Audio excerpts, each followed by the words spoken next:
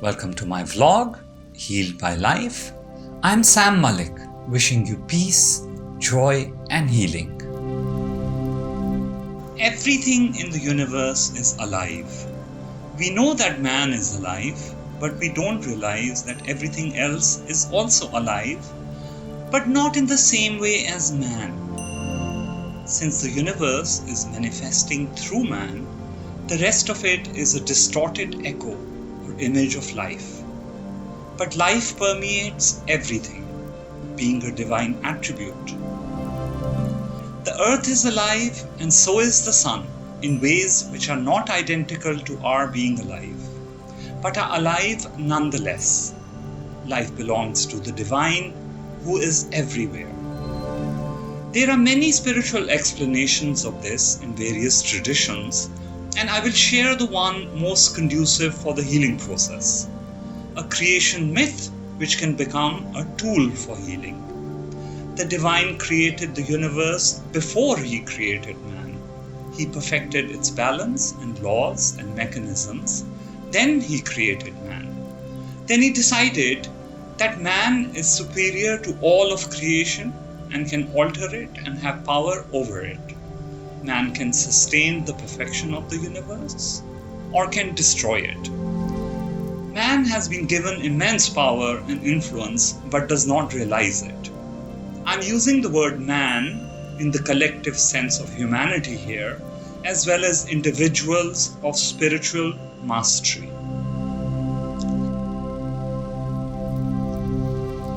So the divine created the earth as a house for man, but it only became a home when man arrived here. So the new occupant of this house was given the power to make it more beautiful and comfortable, or to destroy it and make it uncomfortable. So what does this have to do with healing? If we are suffering and diseased, we have to also reconsider what we think of the universe and our place in it. If we are not well, then we must rethink what we know about this house of ours and our beliefs regarding it. Is the universe making us sick, or is it our misunderstanding of it that is making us unwell?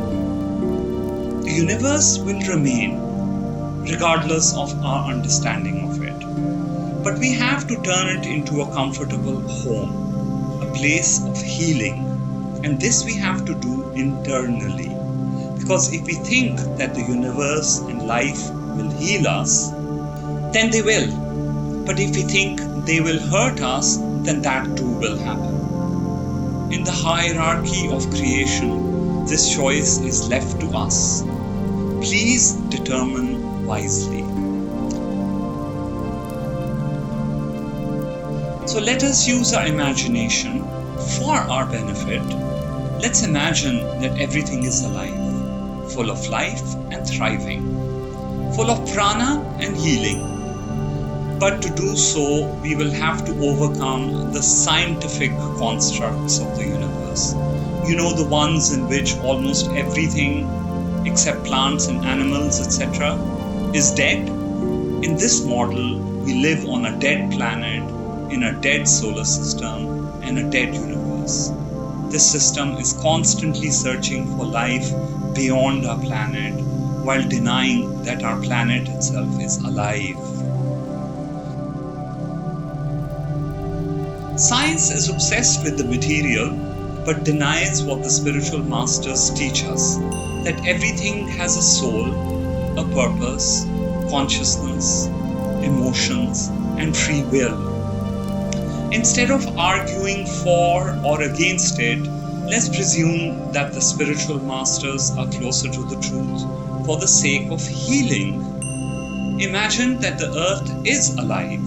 Imagine that it has free will and is providing for us out of love. Imagine that gravity is actually its emotion of love, which holds us to it. Imagine how selfless it is, for most of us don't love it back. Imagine if we loved it back, how it would reciprocate with even more abundance and healing. The great healers of the past claim that when they love the earth back, The earth responded by telling them the secrets of the healing plants, which could not have been guessed otherwise. Imagine what would happen if we were to open our minds to a living universe. Like I said earlier, no matter what we think of it, the universe or the earth will remain the same.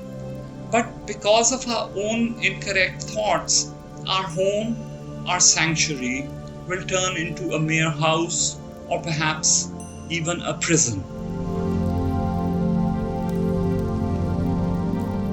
Another alarming trend is the mechanization of the human. The idea is being pushed forward that the brain operates like a computer, or that some other aspect of humanity operates just like a machine. The opposite is true, and this particular type of comparison is unhealthy. Man is the creator of the computer and gives life and existence to it. The computer can be like a very distorted, limited aspect of the human, but the human creator cannot be like the man-made computer.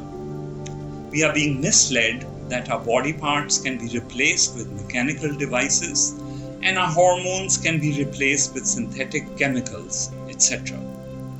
Not just medicine and supplements are being used in this way, but industrial food, which has no prana and is full of ama, is being marketed as a healthy alternative. All very disturbing and dangerous. The goal of some of these scientists seems to be to remove man from his correct place in the natural order. Perhaps their agenda is actually anti-spiritual. A power that has been gifted to man from the divine is the power to create. Create art, machines, buildings, etc., which seem to be dead, just material. But also to create living things, which are mostly invisible. So man uses his prana, his consciousness, his life force and energies to create an object and thinks it is dead. The created object also has its own different, watered down, distorted type of life. This life is borrowed from man and is less than human life and dependent on it. Another life form that man creates is not visible to us. It is the creatures that form out of our emotions, both good and bad. Every thought expresses itself in a subtle form as an entity, angelic or demonic. Our thoughts, our emotions, etc., are also living things, and they create these entities, energy fields, etc., around us. I know it sounds crazy, but historically speaking, so did a lot of other things, which are held as facts today. The universe is full of creatures which are not visible to the human eye, but can sometimes be sensed nonetheless. These creatures are demonic and angelic in nature. They often surround humans to feed on the creatures that the human being is creating. More on this later when we discuss demonology.